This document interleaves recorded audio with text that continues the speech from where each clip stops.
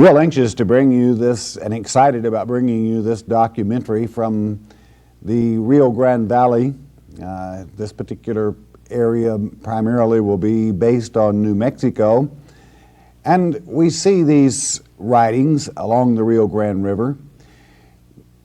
Ancient Paleo Hebrew. I feel that I should have understood the translation long before actually it came into mind, and there's a little bit of a story connected with that. Perhaps I'll share it with you through this documentary. Our people traveled many of the channels, the rivers, through the South, the Southwest, and the central United States. We find these markings, and up to this time, it has simply been stated that they were boundary marks, and that's still a very strong possibility. And we find them in Central America, in South America, but primarily as well along the Arkansas, the Cimarron, and the Rio Grande River. I have no doubt in my mind, and I submit this for your thought and consideration, that ancient Paleo Hebrew, I'll say ancient, it will be interesting to go back over some of the documentaries. First, I suppose we would want to say, well, can we document that ancient Hebrews were in the Rio Grande Valley? And I would say, yes, that's very easy to document. For you will remember just south at Los Lunas, south of Albuquerque, New Mexico, you will remember the Ten Commandments, written very clearly, but with just enough human error to make it very natural, knowing it wasn't a put-up job. And being able to date them, we had the Ten Commandments there. We're going to be sharing that with you also. Hope you enjoy this documentary. It certainly is a blessing to understand the messages left in stone by those that traveled this great nation.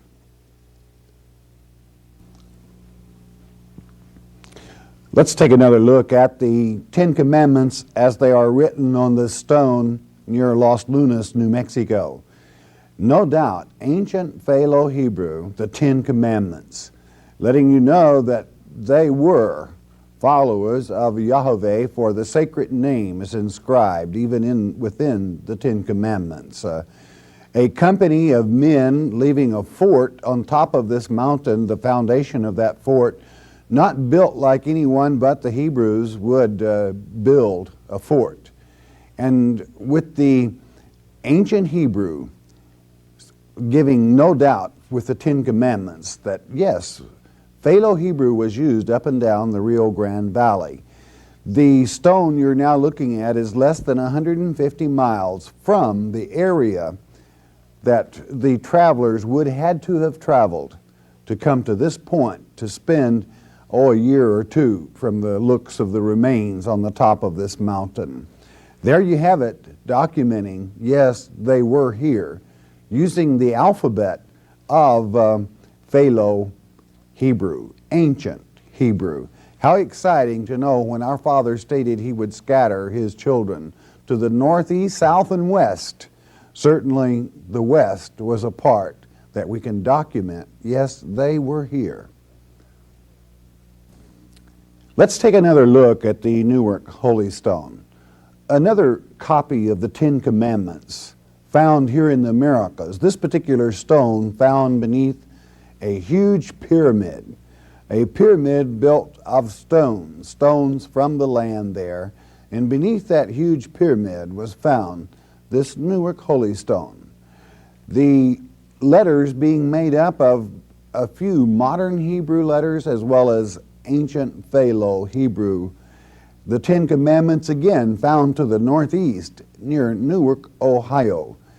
Yes, Paleo Hebrew and modern. So this in a sense dates the stone to a student of the Hebrew language because the fact that both were used, there would be very few individuals, especially at the time the stone was found, that could read both alphabets, especially a combination of the two. No, it's no forgery. ancient Paleo Hebrew was used and used considerably in the Americas. Okay, let's take another look at the Bat Creek stone found near Lawton, Tennessee, in a grave where 9, what I believe to be priests, were buried. Our translation of this stone is so precious, and as much as it was amazing when I found the Masoretic note at the bottom, the majestular Va. I want to call your attention to this Va. It's an important letter. Notice the staff with 2 bars across the top and a point indicating that it is the 6th letter of the Hebrew alphabet, as well as to the Masoretic scholar, it unlocks the translation itself. I want to call your attention again to the Resh, which is opposite, and opposite for a very special reason. The letter means the lion, and pointing east or pointing right always means the lion of the tribe of Judah. I would have you remember Ezekiel chapter 1 verse 10. And it reads, the lion of the tribe of Judah, let your voice be the polka that brings these ministers of fire back to our Father. How precious the stone. Again, I call your attention to that majestular Va at the bottom of the picture, the 2 bars on the staff. Remember it well. Okay, I want to teach you about 5 letters from the Paleo Hebrew alphabet. As you know, each of the ancient alphabet, the letters, have a meaning all of their own, such as the Va we looked at earlier, and we'll get to it again, means, among other things, Joshua or Yeshua, which is to say in the Hebrew tongue, Yahweh's Savior, as well as other things. The Alif means an ox, for the letter itself in ancient Paleo looks very much like an ox's head, and Bet means house. What I'm telling you is that each letter, as well as having a numerical value, has a meaning as it stands alone. I want to teach you these 4 or 5 letters as we will see them then on stones as men traveled up and down the various waterways of this great nation. Okay, let's take the first letter. We'll make it Dalit. Dalit. It is the 4th letter in the Hebrew alphabet, and Dalit stands for door or passageway or entrances or exits, and of course it is the letter that signifies the tribe of Judah as well. But note the triangular shape. It's important now. The triangular shape of Dalit. And then we will take the next alphabet, and here we have the sacred letter Va, a part of the Hebrew name. The 6th letter in the Hebrew alphabet. It communicates the spiritual with the material. It connects, if you would. It means Joshua or Yeshua. And of course the tribe was Naphtali for the entire meaning. Va, that sacred part, one of the sacred parts of the name. You're going to see Va used considerably. And then we come to Tate. Tate being the 9th letter in the Hebrew alphabet, and it stands for a place of shelter, refuge, truth, security. A dwelling or shelter is near, is what it means. When you see this cross, it also means the union with man and woman, and as well as other meanings. But I think that is sufficient. Think of it, shelter is near, or dwelling is near. And then we have Mem. Mem, drawn as usually, will signify water or fluid, and get this, it can even signify the firmament between man and God. So when you see this Mem at the top of many writings, and you have, it's just that we haven't put it in place. Today, in this lecture, we're going to look at that different. The firmament or the water, the fluid. Found in a desert place, it can also mean water is near. Shemek. Shemek being having the value of 60 in numerics. It can mean tower, fortification, fortress, or shelter. It even with counting circles of the tree to tell the age, the trunk. It means, now listen carefully, seasons, cycle, journey, or travel. The people that made this mark used it primarily for the sense of we are travelers, we are traveling, we are on a journey.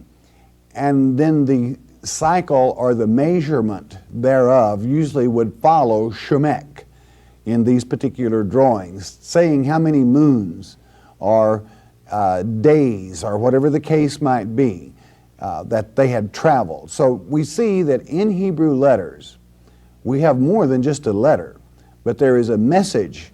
I am talking about ancient, very ancient Hebrew. You might say the beginning of the alphabets and their meanings, the beginning of communication between these people. Ayin. Ayin being a circle, we would call it in English, would we not call it an O? Of course, it doesn't matter the size of Ayin, its numerical value is 70. And it means the eye or the center of understanding. It can even, or confusion, clear, keen vision, view, discern, or to consider. It also means any opening of the body, can stand for that, but it means the eye or the ear, the eye that can see and the ear that can hear. And usually this will be one of the first letters saying, understand what I'm saying to you in this hieroglyph. Understand the message that I want to communicate with you. You see, Ain used a great deal in the central United States in relationship to the ancient Hebrew writings left in the Americas. Here we have the letter Qaf, the Q primarily, and its value numerically is 100. It signifies a priest cap or a crown, kingdom, sanctification, holiness, brain and spinal cord, progression from doctrine to the crown of righteousness. So this letter, the reason we explain it is you will notice it in Olenfala's tomb at the cap as will be drawn to your attention. Qaf equaling 100 in numerics. Okay, let's take some of these letters now. Ain, which means the eye, look with understanding, understand the message. Va, Va meaning Joshua, I serve the living God. Shemek, I'm a traveler, we've been journeying. And on this journey, we traveled for Va, meaning numeric 6 moons it could be. And Mem, above the top, there was firmament between man and God, or the water that was above. And firmament also always looking to the heavens, especially, for you have seen this sign before, on a stone, Olenfala's tomb, within his tomb to be exact, and here you have the stone that is in Olenfala. Olenfala meaning teacher or prophet. Jeremiah, having traveled to this country, it is believed by most that this is in fact Jeremiah's tomb. Now let's pick up the Mem. The Mem at the top, meaning the firmament above, that firmament between God and man. And then now let's go down to the diagram. We have Ayin, the circle around, and then at the top we have Va, Joshua, Yeshua, I serve. Always that is heavenly, as you read from the top to the bottom. And then 3 bars, Shemak. I am traveling, and we journeyed here. We journeyed here from where? No doubt what he would always consider the homeland. And then below that another Va, which means count the cycles, count the journey, the numeral 6. 6 moons, 6 months. What does it really mean? Well, when we see these figures, these forms, I think we begin to translate the stones and the ancient Hebrew, letter by letter, with each letter carrying its own meaning. Now, let's take a moment and let's look at the stone here beside this one. We have at the top here the letter that we taught you, Qua, which means a priest or a king priest. The Qua with the Ayin at the top overlapped by the other an, making this a qua, meaning a king or a priest. A king or a priest of who? Va, of Joshua, that is to say our father. That would be the next 2 bars below the quaff. And then you have 3 bars following that, Shemak, we were traveling, and then a va below that, again the numeral 6, meaning we traveled for 6 moons to come to this place. I think it's fascinating.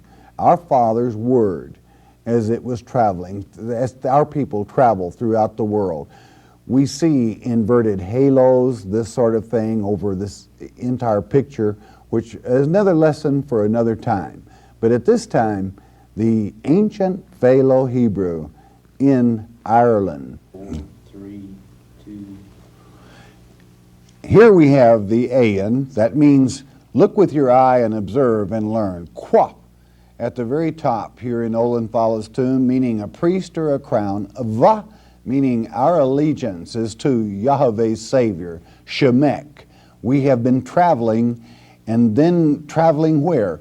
Another va for the numerical value 6. 6 moons, very possible. That's the average time, I suppose, that at the time of his journeying that it would take to travel from the Middle East to Ireland. Ireland, where this tomb is found, how precious it is for the ancient Hebrew alphabet to be brought into play here in this tomb of Olin Fala, thought by many to be the tomb of Jeremiah. Olin Fala meaning the great teacher, the great master teacher, so to speak, and certainly he was. We have here the letter tet, which is to say shelter is near, tet or tate, whichever you wish. And let's see how it goes. Notice the letter ta is removed, and see in each one of the sections you have a delete, which means a door. A door. And of course here, tate, which means shelter, is near. How precious it is that the ancient alphabet is able to carry a message and to communicate directly with man and deliver that message. Where did it expand from here?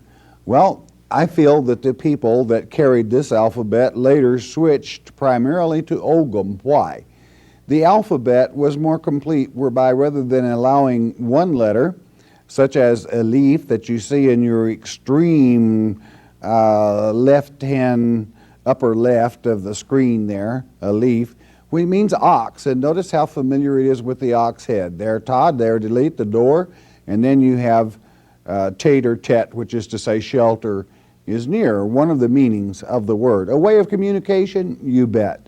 And when people travel the world, and we find these markings throughout the world, certainly they carried the message. We thank our Father for that ancient Paleo Hebrew alphabet. We'll be using it along as we continue in our documentaries, and we will continue your growth in knowledge concerning the meanings of these specific letters that allowed the travelers, the ancient ones, to communicate even with this modern generation. We thank our Father for this. Is it not strange that we find the same thing here in America? Up and down the rivers of this great nation. I'm going to let you do some translating on your own now as we go into some of the stones that we have found throughout this nation. Let's look, if we may, at one of the signs found in the proximity of the letters in New Mexico that we have discussed. Here you have a turtle. I think if you use your imagination, there's a little old tail right at the bottom of the picture, 2 hind legs. We see his front legs and see that old turtle head there at the top. But what do you see in the middle? You're learning. You should be able to tell me. That's tate or tet. And what is it that tet means? It's made up of ta, that's the cross, and the circle ayin, which you could say here, open your eyes, look and understand. With the door present, delete, we have shelter near. And a turtle is also pointing to the line of travel, to that shelter. Does it work? Your answer is yes. In the field, it works. Therefore, the communication is complete. And listen, let me tell you something. In, say, 400 years BC, if you were traveling in an area that was foreign to you, and you were able to pick up a sign such as this and see it, hey, you would feel a lot better than you would to read one of these big freeway signs that states lodging is here. Has man changed all that much? I think not. When a man travels the various freeways and interstates, he reads the signs. And is it not ironic, have you noticed of late, that lodging again has almost gone back to a delete? You know, the same old sign, what's new under the sun? Our food, our camping, all by sign. I mean, have we regressed? No, we're simply continuing that has always been. One picture saying more than one word could produce. That picture indicating even in modern traveling that you have lodging ahead, you have food ahead, you have a rest stop ahead, and these signs are a relief to the traveler, even of today. So there's nothing new under the sun. Now let's look at another example in this same area. Here is a beautiful eagle, and yes, there are eagles present in this area. And what a beautiful eagle it is. Notice the head. And where is the head looking? Well, look at the body itself, the back. What do you see there? An. An with the taw in the middle, making it a tut, which is to say, there is shelter near. And what does an eagle symbolize? It's a bird that is a great hunter, a great flyer. So the hunting in this area was exceptionally good. There was good hunting in this area always, primarily because of the water that was near as well, that water being the Rio Grande Valley. This place, again, the field is the only, and I repeat, the only place you're going to be able to check a language out. Was there shelter near this location? Absolutely. Some of the only caves are in that, now I wouldn't, probably, yes, some of the few caves in the area marked, and you are directed to them. What does that prove? That proves that what we're saying is accurate, that it is correct, and it was the signpost of that year gone by when weary travelers, not when we jump on a jet as today and zoom from Brownsville, Texas to Albuquerque in a matter of an hour or so, but where it took months to travel up the mighty Rio Grande. Months and a lot of hard labor to get to this place. And to see this indicator that there was shelter near from storm, from danger, from the very elements themselves, elements that could kill if you did not have shelter. And here in a language that only their kinsmen could understand. Do we have that alphabet? Well, how about you? Are you a kinsman? Ayan. Do you have eyes to see and the knowledge to understand? Tet. There's shelter near, comfort, and a word of communication from an old friend, one that has passed this way long ago, helping you to find that shelter, that comfort, that warmth of shelter that is near. Now, delete, there's the door. Enter into that door of knowledge and understand the simplicity of people, of their travels, of their language, of their alphabets. Oh, I wish I could say that we understood all the meanings and the communications that have been left for us on stones, for the stones speak. And you know something? There's only one way that you can truly, really understand it. And that's to put yourself in the position of the travelers using the language and the alphabet and or the signs that they used of that time.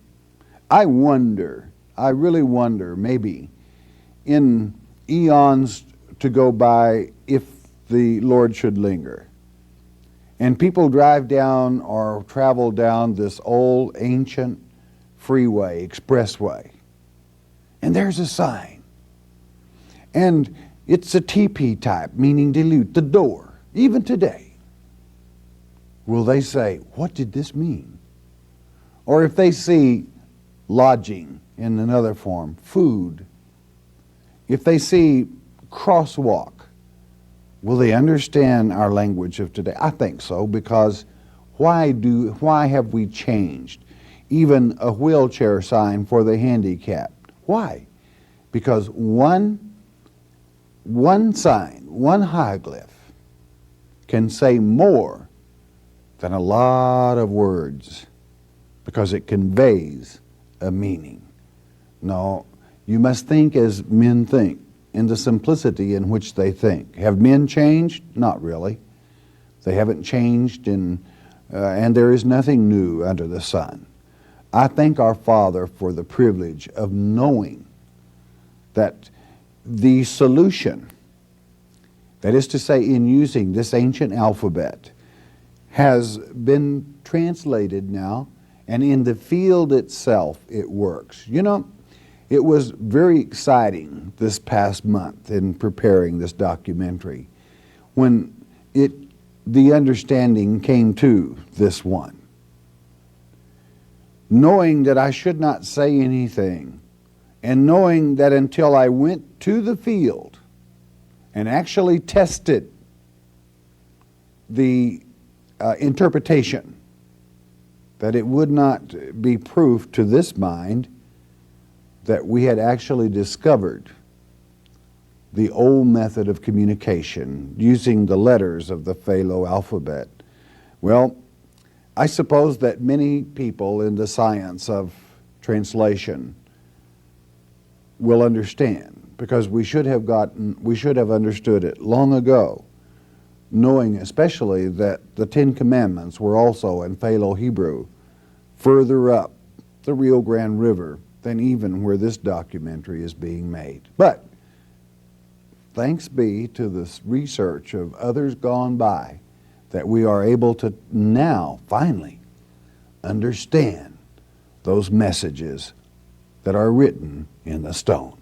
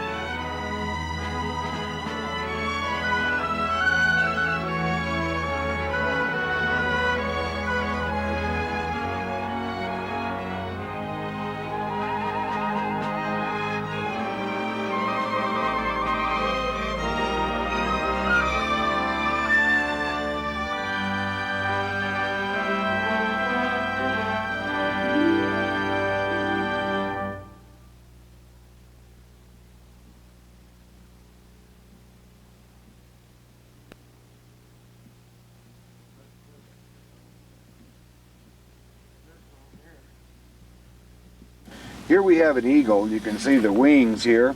It is a kind of a damp, rainy day here in February, so you'll have maybe a little trouble, and we'll show you a better shot taken at a different time on this eagle. Now, right in the center of this eagle, right here along the body, you have a tet, an ancient Hebrew letter, leaving within this another ancient Hebrew letter.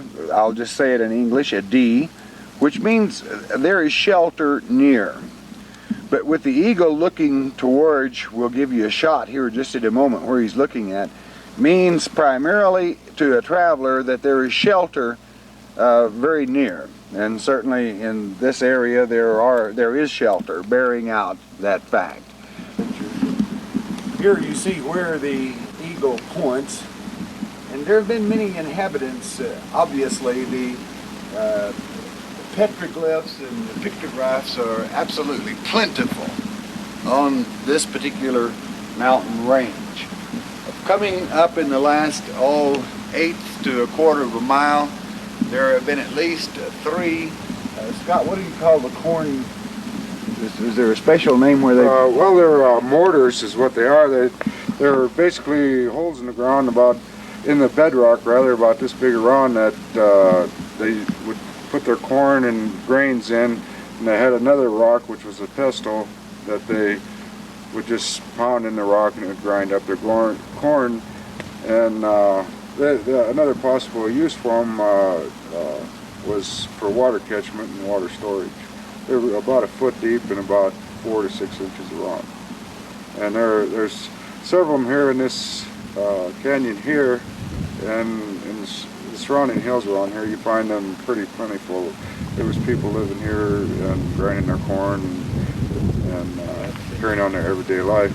We have back in this, behind us in this canyon back here, there's a old cemetery, and over in this direction we have some signal fires and an old stone building that was either a shelter or a gathering place. And we also have a place not a quarter mile or half a mile from here where they gathered up their stone, red type, flint type stone that they used to make their artifacts from, their arrowheads and tools. And there's also caves around here where they had shelter.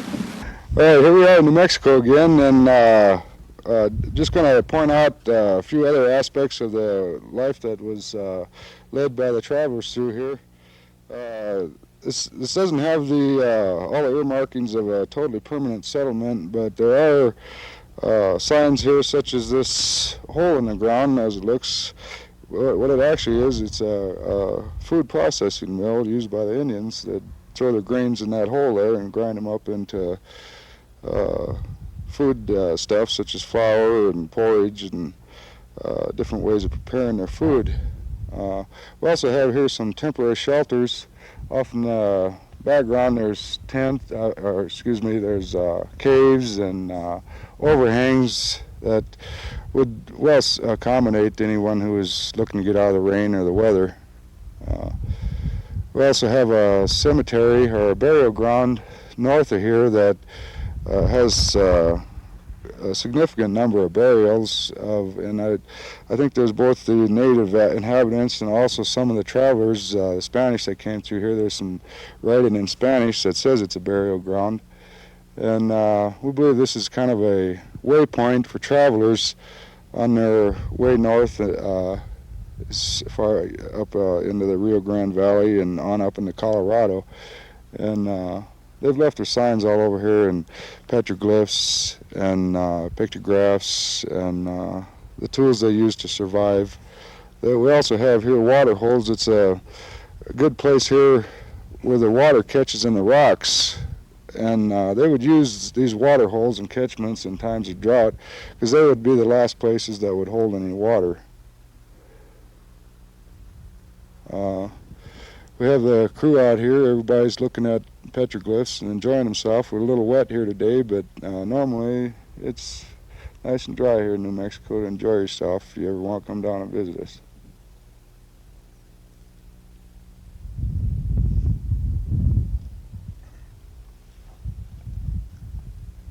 At the same time, I'm going to introduce to you some of the crew we have along with us at this time, and we're going to swing around. As you all know, Scott, who's sitting on this stone right up above me. Just below Scott, you have Ruthie, our own Ruthie from Shepherd's Chapel. And back behind me, we have Clark. How you doing, Clark? No rodeo rider and man of America. He's reminds me quite a bit of my own younger days. And then, of course, our pilot that we have with us this time, Charlie. How you doing? All right. And we had a little weather coming in yesterday, a little bit, didn't we? And hi, Charlene. Charlene's giving me my count here.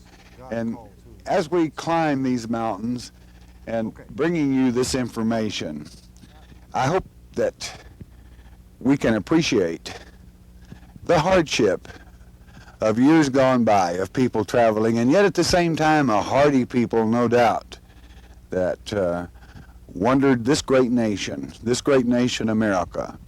When we see this ancient Paleo Hebrew found in this great Rio Grande Valley, and it's only one of the peoples that were through here. Hey, before this is over, I hope that we're going to be able to take you in a little more into what's known as the ancient people here. I think that's right, isn't it? The ancient ones? That's correct. The Anastasis. The Anastasis. There is a story in this Rio Grande Valley that it would take years to tell. This is part of it, where we concentrate and focus on ancient Hebrew. And as we begin to better understand not only the writings left by them, but the Egyptians, the North Arabians, many travelers into this, and certainly we never want to forget about the natives of this nation. And then when we use the term native, what does that mean? Where even did those original natives come from? Did they come across from Europe? Did they migrate across from Alaska on down through Canada and here from Asian countries, Polynesian countries? Who knows? A lot to work with and a lot to work on. And I'm glad that occasionally we were able to give answers as well as showing you simply that they were here. And I hope that you will enjoy this documentary where we look and concentrate on ancient Hebrew in the centrals of America. Okay, I want to talk to you just a moment about another stone that we found in this area. I think it's a fascinating stone. There's much recorded here. It's not very far from the eagle that you have or will observe with the shelter near. And there is so much that can be said about it. Let's see, with the background that you now have, how much you can pick up from the very stone. Let's take a look at it. Let me give you the layout of where this stone is situated. It's very difficult to take a picture because it's back in a crevice. And whoever beat this into the rock earned it the hard way. Now, I want to point out to you, if I may, the aeon, the large aeon. You'll see it here, okay? A large aeon circle, which means, do you have eyes to see? And then you will notice a shemak, a bar with the 3 crossbars within the aeon, which means we have journeyed. Now, a very interesting thing. Count the bar marks at the base, the stem of shemek. 1, 2, 3, 4, 5, 6, 7, 8, 9. It's difficult to make all 9 of them out, but they are all that clear, but it goes back into a crevice where that you can hardly. We have been journeying for 9 what? 9 moons? Well, it's very possible because it's a long way from Brownville down in the Gulf of Mexico up to this particular place. And you want to know something else? I think there's a possibility that we're beginning to see how that this people switched these Celts, the Celts that used this method of writing, the Shemak, the Ayin, in the tomb of Olenfala, later switched to Ogam, that is to say, using straight lines to deliver a message and even breaking it into an alphabet or the sounds of the language which the Celts spoke. Are you looking, I'm just asking now, I'm not making a statement, is it possible that you're looking at one of the beginnings of Ogam? I'm not saying it is Ogam, but those 9 marks, it was a lot easier to make a straight line than to draw pictographs. Therefore, Ogam. Is it possible? Well, I don't think it's out of the bounds of reach that when they wanted to say more, that they would soon grow to Ogam and begin using Ogam and break away from the letters themselves. There's only so much you could say that way, whereas they could deliver a specific meaning with the Ogam language. Is it possible? Well, that's that's likely. But then I want you to note something even stranger than this about this picture. We've been traveling that far, but look at this. Let's take the Gulf of Mexico. Bear in mind we're in New Mexico, south of Albuquerque. This being Brownsville that we're now pointing to, the great mighty Rio Grande goes up inland, up between Mexico and New Mexico, comes just past El Paso and makes a turn to the north, up into the very area where we are now. Were they able to determine their geographical location with that accuracy? Now, if you were to lay a modern map with air photos, it wouldn't fit perfectly, but you might be surprised as to how well it would fit. Yeah, it's what it says. We've been traveling.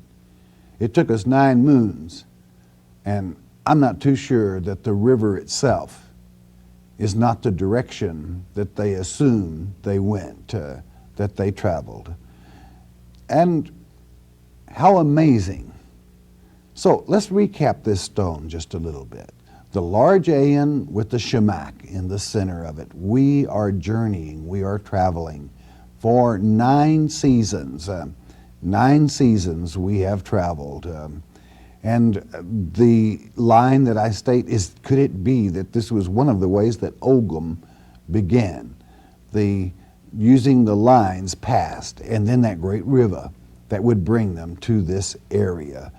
In from the Gulf of Mexico up to El Paso, and then north up in toward Albuquerque, the Rio Grande River. Well, think about it, and I think it's interesting. And this stone found in that same geographical area, that area that the ancient ones, that is to say the travelers from Europe, that left the ancient writings at Los Lunas, New Mexico. How precious it is. Now I'm going to be showing you another stone here in a moment, and I think I'm going to share with you how I finally was awakened to the alphabets being used and the interpretation. And the strange thing is that the understanding did not come from New Mexico, but rather on another documentary. You'll remember the one we did in southeastern Colorado, that we went there, and on that great signature rock, there was a drawing that just knocked my eyes almost out of my head. I say that as a figure of speech, naturally. A stone that held the key, in this mind it did anyway, to the interpretation of the stones that are marked up the Arkansas. You see, these are found all over Central America, and now we know. All the way down, joining with that area where now they think that Solomon's gold mines were located down in the tip of South America. You still find these types of markings. You want to see it? You want me to share that with you? Here it is. This unlocked in this mine the key.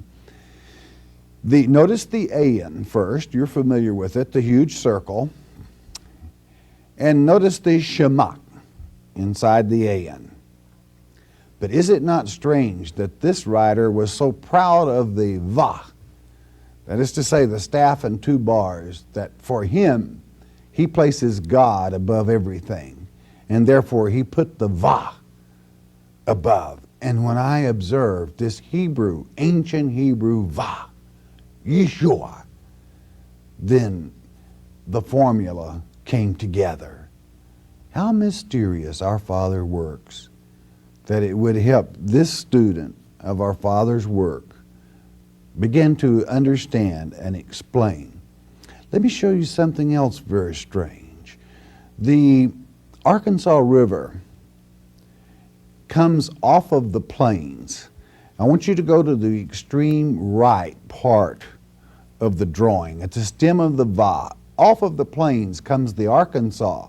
It travels following that bottom line up into and across the plains, Oklahoma, up into Colorado, and makes a stem up into the mountains.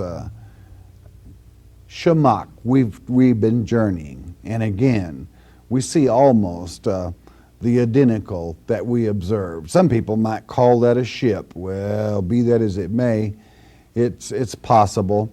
But that is to say, the ark would be the keel of a boat, meaning we traveled here by boat. And Va is our God, that is to say, Yeshua, Yahweh's Savior. Ancient, yes, the anointed one. That's what it signifies. This one person that had enough love in his heart that he did not make Va a part of the stem in Aeon, but he stood that staff proudly to the side. And you can almost read his mind. I love my Father. Nothing shall be placed above Va, Yahweh. And here we have it. And it unlocked in this mind the riddle and the secret that actually works in the geographical locations to shelter, to direction, and so forth.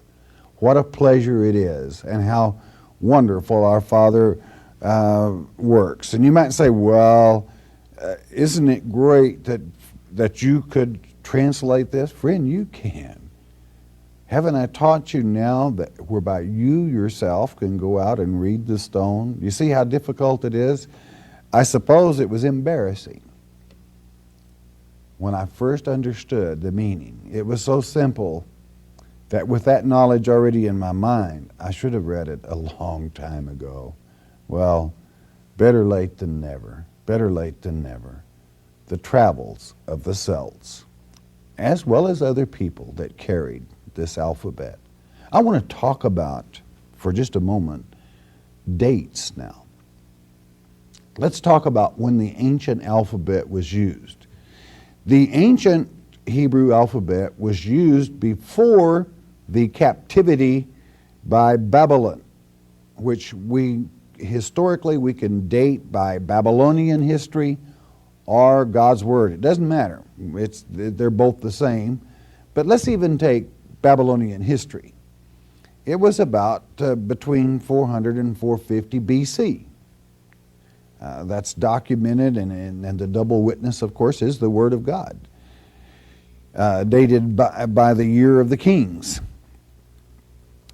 We were taken into that captivity, and you'll remember that Nebuchadnezzar, meaning Nebo, the learned one, Nebuchadnezzar. His name comes from it. He was a great scholar, believe it or not, and he enjoyed schools of learning, and he had many of them.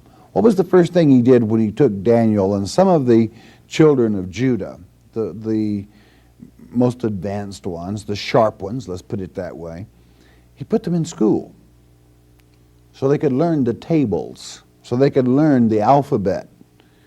And following that captivity, which lasted 70 years, we begin to use Chaldean and the modern form of the Hebrew letters, Aleph and so forth, called by the same name, but as modern day Hebrew is shaped. We found that from say 400 to 350, we saw a mix of both the modern and the Paleo Hebrew alphabets as they were utilized in the Middle East or the world in writings of one form or the other. You might call to mind the Newark Holy Stone, had both. So that fixes the date. It had to be after 400 BC that the Newark Holy Stone was placed in its position. Now, who used the Paleo only? And that's what you find in the hieroglyphs we've been discussing here. The 10 tribes that were taken in the Assyrian captivity were never introduced to the Babylonian alphabet.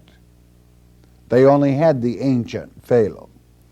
So they would have used that alphabet naturally even longer than, longer? I don't want to use that term. They used it past the year 400 BC, which we would be counting down. They could have used it and did use it all the way up to the time of Christ, let's say. Though they did not know that Yeshua would come at the time he did, but the word passed on the fact that the Anointed One would come. Therefore, the Va, being symbolic of our Father God, Yahweh, in that ancient language, would be prevalent in their writings. So it leaves little doubt, and the year would had to have been sometime after 600 BC, and it could have been any time from 600 BC up to probably, let's say, 100 AD or 200 AD, that we could find these writings. But I would think more likely somewhere around 300 to 400 BC. The utilization of the alphabet, the expertise with which one of the travelers that had to go through this very area and no doubt took shelter in this place would later travel on up the Rio Grande River and in Los Lunas, New Mexico, would scribe using the entire Paleo Hebrew alphabet the Ten Commandments. Those Ten Commandments that were instructed, that Moses was instructed concerning. Those Ten Commandments were later placed, the tablets, into the Ark of the Covenant. And they were to carry those Ten Commandments with them wherever they went. Men memorized, women memorized those Ten Commandments. They were the instructions from our Father, and to receive blessings from Him, it was important that He was held foremost, or you did not receive those blessings. So I think we can see and we can better understand. Recapping just a moment, Jeremiah's tomb in Ireland, or Olin Falla's, I will say that because we have no absolute proof. However, circumstantial evidence heavily points to the fact that it was Jeremiah, because this Olin Falla also had a scribe, and his name was, I'll just say, Baruch. Well, Jeremiah had a servant, Baruch, too, Brick. These travels, I feel, are, to me, in my mind, it's not even up for grabs. It was Olin Falla, the great teacher, Jeremiah. To see that language taken by him, which was used by him, and that it would migrate throughout the great Atlantic, around Newfoundland, down that coast, around the tip of Florida, and up into, even if you would, the Gulf of Mexico, and then come up into the Arkansas, the Cimarron, and all over Central America. What travelers they were. The theory of Solomon's mines in extreme South America will also add to this. How precious. Well, I hope that you have enjoyed, and I hope that you have learned from this alphabet, this ancient alphabet, when you're walking in the hills and you find a stone, that you yourself will be able to do the translating. It's very simple. It's as easy as driving down I-40 and seeing the rest stops or that shelter is near. There's nothing new under the sun. It's just that man must relax and understand the simplicity in which God works and in which people think. God bless you. I hope you've enjoyed this documentary.